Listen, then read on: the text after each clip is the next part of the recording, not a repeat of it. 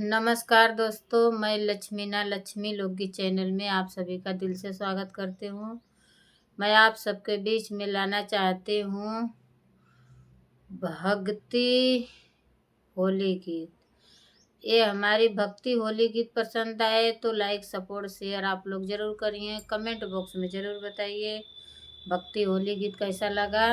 पसंद आए तो इतना इतना दुलार प्यार देना और अपने इस छोटी बहन का मदद आप लोग ज़रूर करिएगा। राजा दशरथ द्वारे खेलो होली, राजा दशरथ द्वारे खेलई होली।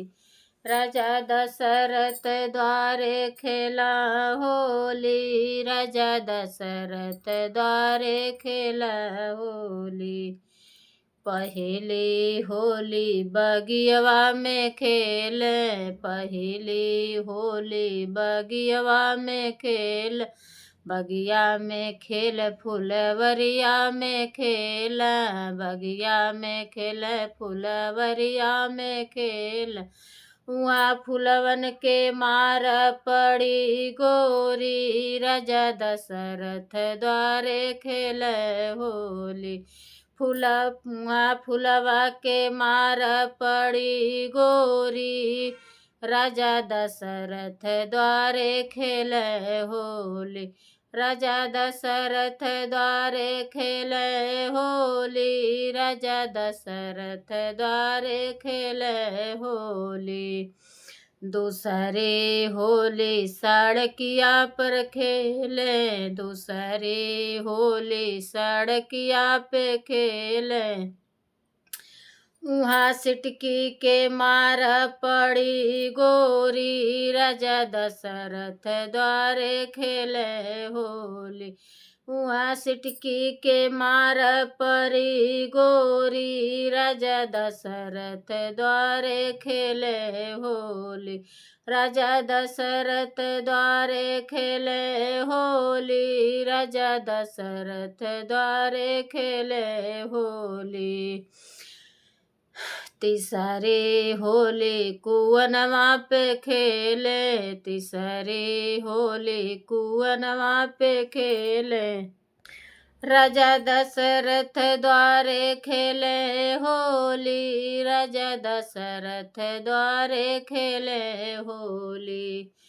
तीसरी होली कुवनवा पे खेले, तीसरी होली कुवनवा पे खेले।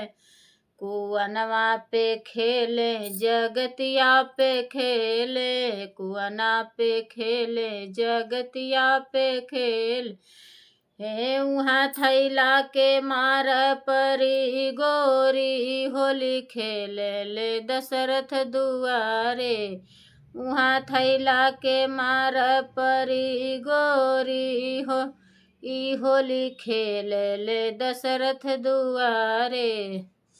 होली खेले ले दशरथ दुआरे गोरी, होली खेले ले दशरथ दुआरे।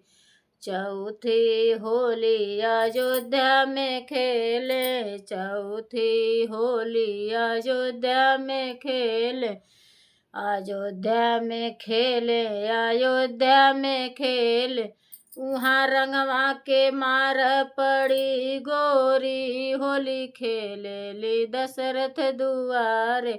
वहाँ रंगवा के मार परी गोरी, होली खेल दशरथ दुआरे।